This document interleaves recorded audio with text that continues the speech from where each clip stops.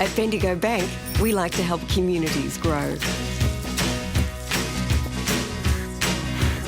We concentrate on delivering you great products and services. I like you so very much. So much, in fact, I gotta wake you up.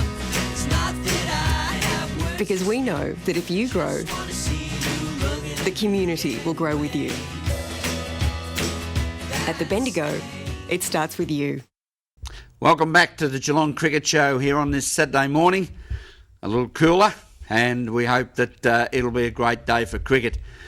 Well, we introduced our special guest at the beginning of the show, and the subject is going to be the Geelong Cricket Association finals, which will be coming up, qualifying finals on the 14th and 15th of March, the semi-finals on the 21st and 22nd of March, and then the big one, the grand finals in all divisions on the 28th and 29th of March in our senior competitions here in the Geelong Cricket Association. The big announcement of where the grand finals are going to be played first off. Grant Dew, would you like to make the announcement here on the Geelong Cricket Show? Because we're very pleased to have you on the show this morning to give us this information. No worries at all, Graham. It's pretty exciting at the GCA that we're announcing that the Division 1 First 11 Grand Final will be played at the Geelong Cricket Ground, and the Division 2 First 11 Grand Final will be played at West Cardinia Oval. So the two major games for the day will be played at Cardinia Park, and hopefully we put on a massive showcase for cricket on that day. Fantastic, and congratulations to all parties involved. Was there a negotiation with the Geelong Cricket, or discussions with the Geelong Cricket Club, obviously, about the use of the facilities? Yeah, there certainly was. Damien DeGoldie and his grounds committee have done a lot of preparatory work for this and really made it happen. There's been some meetings held between the GCA and the Geelong Cricket Club involving, obviously David Kelly and Don Royce and those sort of guys, but David Barnes in regards to the nuts and bolts of the thing and making it happen. And those discussions have been fantastic. We've also had tremendous support and encouragement from the City of Grey Geelong, so we're very thankful to the City for being so far behind us, and the Geelong Cricket Club. Everyone's backed us in this decision.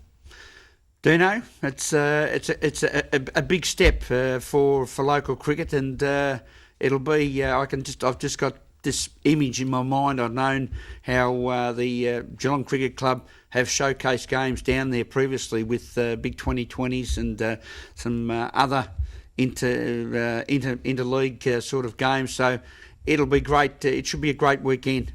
Well, it's been very exciting. We've built it up for about 3 months now, Rollo. We've had Stinton Oval as the one in front for a long time, and the Geelong Cricket Club's come from nowhere and stormed down the outside and got up, haven't they? So, look, fantastic for cricket in general because, you get to play on the best ground in Geelong, showcase our great sport, and, the players that are going to get an opportunity to play on the best ground in Geelong. So I think it's very exciting. It's a great spot to watch cricket, so there'll be big crowds, and just get out and support the Geelong Cricket Association and all clubs involved that are playing finals in 2009. That's the grand finals in Division 1 first and Division 2 first, Grant, but we can't forget some of the other divisions as well. Absolutely. The going through Division 1 games, firstly, if you like, the second 11 grand final will be played at Stinton Reserve, the third 11 at Grovedale Secondary College, the fourth 11 at Reserve Road in Grovedale, fifth Elderslie Reserve, sixth at South Barn number 4, and the seventh at Godfrey Street number 2. The second division grand finals, the second 11 at South Barwon number 2, which is South Barwon's grand, not Marshall's grand. Third 11 at Myers Reserve number 3, and the fourth at King Lord Reserve. And in Division 3, the first 11 at Mottawarri, the second 11 at Winchelsea, and the third 11 at Mottawarri. It's probably worth noting, I think, that over the course of the finals, I think there's 26 or 28 different grounds are being used by the GCA, and also worth noting in regards to the council's renovation of grounds project, that the 5 major grounds that have been renovated up and before this year each have 2 games out of the 3 weeks. So those games are being spread around the best facilities that we have available. I suppose my next question, Grant, leading up to the grand finals, what grounds are predominantly going to be used? Yes, certainly. If we stick, I suppose, time-wise, we stick to the first 11. Dean, in the Division 1 in the qualifying finals, be held at Winter Reserve, Burta Reserve and South Barwon in first 11, and in Division 2, Godfrey Street, Torquay and Marshall. In Division 3, Mottawarri, Winchelsea and Inverleigh will host the first 11 games. in the semi-finals. In first 11, the semi-finals will be held at Lara and Winter Reserve, and Division 2 will be held at Godfrey Street and Spring Creek Reserve, and in Division 3, Mottawarri and Winchelsea.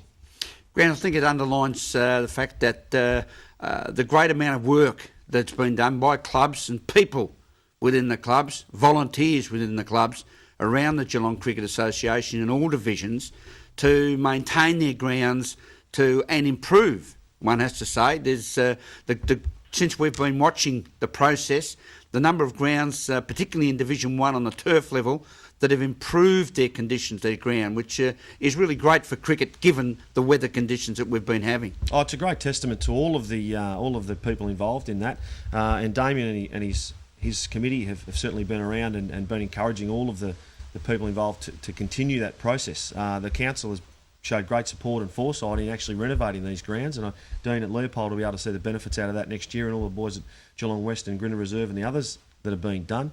And I think you'll find that in a few years' time, when this process is finished, it's going to be very, very difficult to choose these grounds, because hopefully all the grounds are on an excellent par, given the weather conditions. Well, 2 years ago, Graham, given the heat conditions that we've had this year, we were called off by Christmas, and we would have been in the same situation had the City Council done something about it. So, I mean, it's a big tick for the Geelong City Council. It's a big tick for all the people out there, curators and, you know, everyone who's really got in behind and done a lot of hard work to get their grounds up and going, and it just keeps our game just going on and right through to March.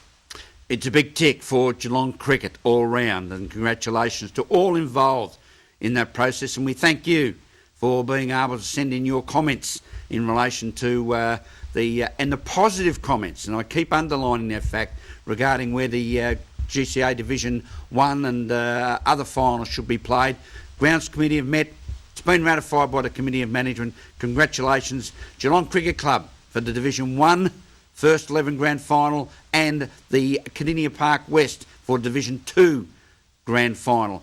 Grant, can't let you go without looking back on last Saturday just quickly, the 7th day of February 2009, a day we'll never forget here in Victoria.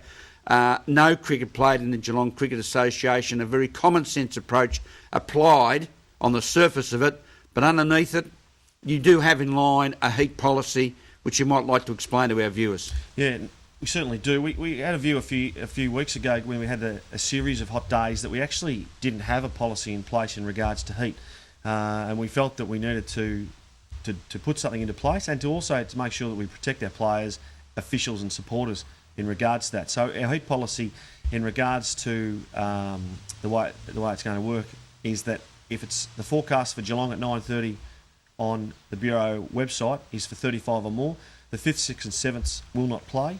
The reason behind this is they are mostly older players or younger junior players playing. They play mostly on isolated grounds with no facilities and with lack of shelter, drinking water, shade and all these sort of things. So they have a lower temperature threshold, and if the forecast is for 40 or over, no cricket will be played.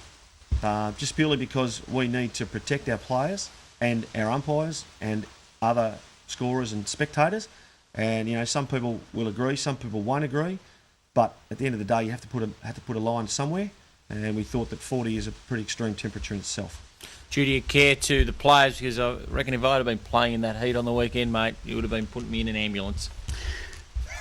Duty of care for the old fellas of the game of cricket here in Geelong. Thanks to Grant Dew.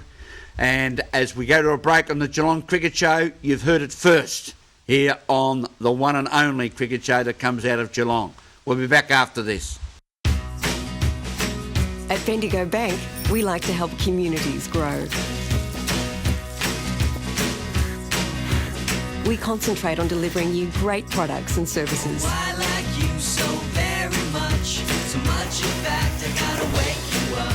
It's not that I have words. Because we know that if you grow, Wanna see you looking the community will grow with you. At the Bendigo, it starts with you.